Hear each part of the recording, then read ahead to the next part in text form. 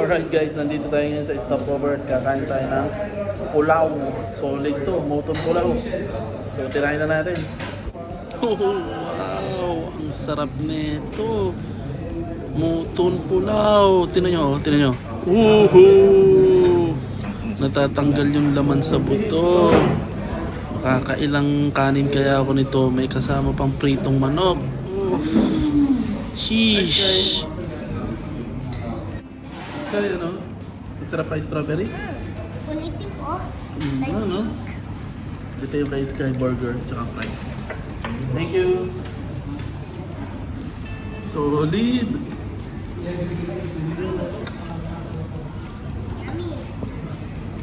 Yummy!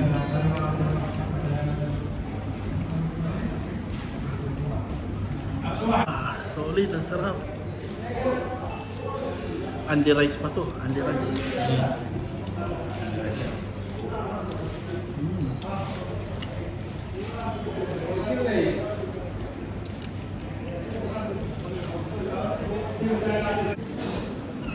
Meron sila ditong hugasan ng kamay. Kung saan pwede ka maghugas. Kung magkakamay ka sa pagkain.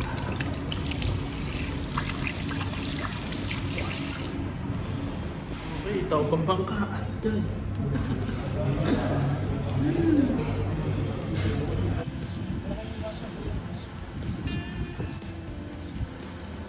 Okay guys, solid yung kain namin yun. Grabe, napakasarap ng pagkain nila dito. Yung ano nga ang kinain natin, Sky? Moton pulaw at saka fried chicken. Sobrang full pack ng anong to, restaurant na to. Halos lahat lang nag-exit dito ng mga papuntang Abu Dhabi. Dito muna sila tumitigil para kumain.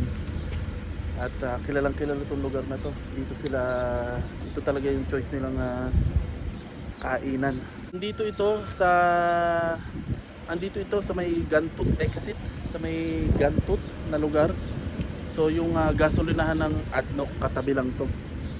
So kung papunta kayong Abu Dhabi or Al Ain at sa highway kayo, yung ADNOC to sa Gantut Royal Restaurant yung pangalan.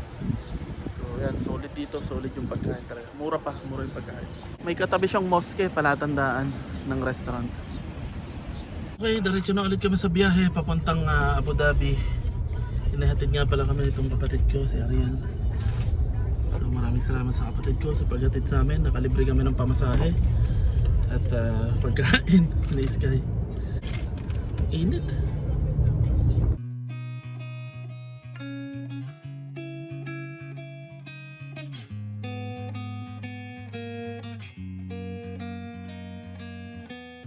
Okay guys, nandito na tayo sa Abu Dhabi. Narating na natin yung Abu Dhabi. Malapit na tayo. Guys, nandito na tayo. Baba na tayo. Dito na tayo sa bahay sa Abu Dhabi. Maraming salamat sa kapatid ko. Dito nga. Ingat. Sana naman ba yung guy? Pabukas na lang ng likod.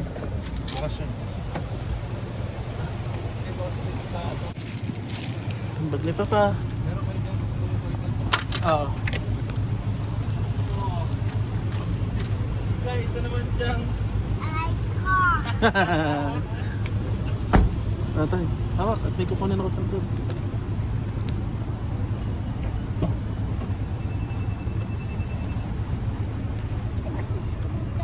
Scooter. Aray ko. Bigat.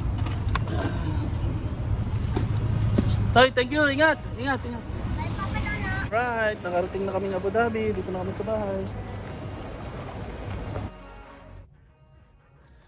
Okay guys, nandito na kami na Sky sa bahay sa Abu Dhabi. At yes, inihatid kami ng kapatid ko papunta dito.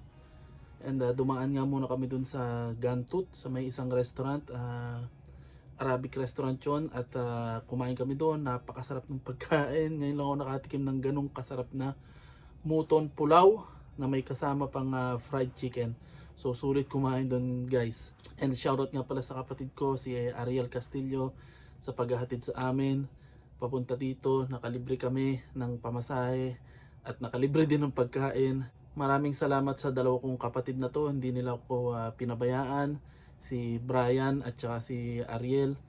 So binisita nga namin sila dun sa Dubai, kasama ko si Sky kasi nga Eid holiday, walang pasok ang mga tao at naisip ko nga na isama ko si Sky para makapaglibang siya kasi nandun din yung anak ng kapatid ko and wala rin namang applyan. Hindi din naman ako makapag-apply kasi nga Eid holiday ng almost 1 week. 1 week na yata.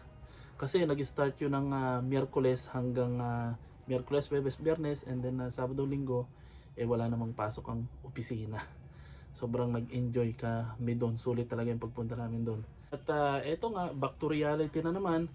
Andito na naman tayo sa Abu Dhabi, sa bahay, and hopefully tomorrow, Lunes, June 1, June na, start na ng June, makakita na ako ng trabaho. Pero kahit makakita ako ng trabaho, makaka-exit pa rin kami ni Sky kasi hindi na aabutin. Kasi bago mag June 24, kailangan na naman namin umexit ni Sky. At pag may trabaho na ako, magko-combine salary kami ni Mrs.